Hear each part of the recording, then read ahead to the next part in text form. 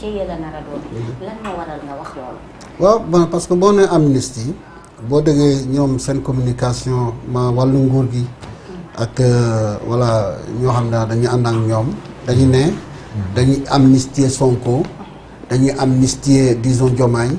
dañuy amnistier alors que on n'amnistie pas des personnes on amnistie des faits xam nga loolu boo ko déggee rek déjà ñoom ils parlent à la grande masse ils ne parlent pas des gens comme toi ni comme madame Faye yaa ngi déggal mar ils parlent à la grande masse donc loolu mooy manipulation bi donc li nga war a wax mooy la loi d'amnistie ce sont des faits que ça efface te man dama ñaaw njot ne président de la république loi bu mu bugg a def maanaam xëy na depuis 2021 avec les événements ñu fi jaaroon ak fu ñu nekk ni tembe c'est-à-dire que ay force occulte force spéciale terroriste cocktail molotov gars yi xale yi gaañu ñu boom n'est-ce pas si manifestation ñu yëpp dañuy bokk n'est-ce pas ñu effacer pour la réconciliation parce que loolu la wax à un moment donné dañuy tàppe xol yi ñu effacer lépp ñu tegaat mbir bi à zéro jox na exemple assassinat maître Babacar Sy en 93 yaa ngi dégg jox na tamit exemple Senghor à l'époque avec Mamadou Dia jox na exemple yooyu donc boo tax ma ne contexte yi bokkuñu li xewoon temps Mamadou Dia ak 93 ak léegi contexte yi bokkuñu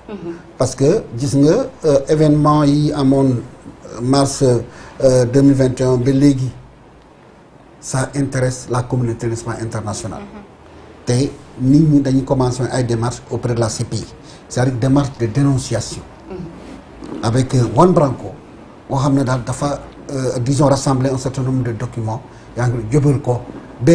waa CPI sax amoon na ñu ñëwoon fii Sénégal di seet mbir mi moo tax man le contexte n'est pas le même deuxièmement les associations des droits de l'homme wóor na ma ne du ñu noppi parce que boo ne da ngay effacer rek maanaam xale yi ñu ngeen boom ce n'est plus c'est fini kenn dootul xam kan moo def non donc c'est-à-dire que boo effacer ci efface de la mémoire collective ay jëy man loolu moom metti or su fekkee moom li muy wut mooy jàmm nekk ci réew mi puisque moo tëgg mbir mi yëpp moo ko tëgg il a créé une fausse crise pour justifier la décision de l'annulation du corps électoral moo ñu topp tey y a un cynisme qui ne dit pas son nom xam nga en technique de manipulation bu ñu tuddee le PRS en communication PRS le P on te dit tu crées un problème disons artificiel mais en créant le problème tu t'attends à des réactions et ensuite toi-même qui as créé le problème tu proposes des solutions. Il a créé un problème et il nous propose la solution du dialogue. Le problème mu crée mooy le fait que mu ne crise institutionnelle moo am entre conseil constitutionnel crise des institutions mu am entre conseil constitutionnel n'est-ce pas et l'Assemblée nationale.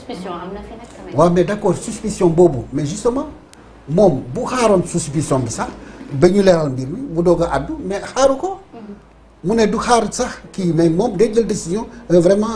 kii correcteur mais en réalité il y a même pas l'ombre d'une ñu ko encore d'un conflit entre les institutions entre l'Assemblée nationale parce que simplement disons juge yi dañu génne benn communiqué pour solidariser wu mais c'est tout à fait normal et d'ailleurs pour montrer la bonne foi des juges surtout parmi ceux attaqués mais keneen ki dafa dem porter plainte en principe su fekkee on veut vraiment la manifestation de la vérité soxluñu sax vraiment une commission d'enquête parlementaire dañu waroon a activer disons le procureur donc bu boobaa ñoom à l'Assemblée nationale dootuñu am mais qu'est-ce qu'ils ont fait ils ont préféré faire seen show à l'Assemblée nationale tout en sachant que lii du dem fenn parce que après c'est la justice qui va reprendre le flambeau donc foofu la ñu nekk tey donc moo tax ma ne ils sont dans un jeu ñoo créé jeu bi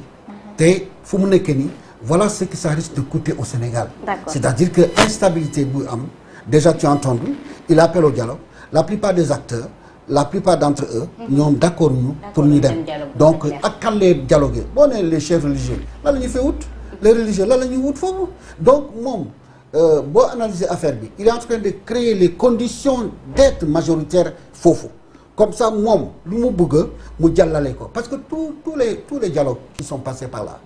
mais il a toujours été maître du jeu et bi yoon tamit il va être le maître du jeu comme ni ma la waxee encore lu ko soxal mooy ñu tëggaat n'est-ce pas mbir mi. D'accord. du rapport non gisul moom c'est-à-dire que ce qui est charmant chez le président il avance masqué voilà il avance masqué yow moo tax gis nga boo ko séentoo fii mu clignoté fii xoolal jat na gauche.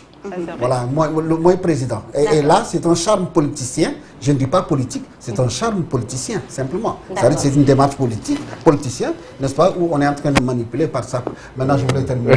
l'ami de Thierno boo ne nit ki dafa ne nem parce que kenn déggutu ko waaw kenn du ko dégg il est en prison yàlla ko yàlla génn. est-ce que toi tu penses on est c'est-à-dire que nit c'est-à-dire nit dañ koy waxal dëgg. man dëgg laa xam yàlla génn semaine bii man dëgg laa xam non man tu sais lui. waxoon naa ko si benn plateau dama ne si on avait demandé à Sonko deux choses. ñu ne ko ñaar yi tànnal benn. waaw. qu'on élargit tous les prisonniers ñëpp génn si prison yow nga toog si prison ba 10 ans dina toog 10 ans.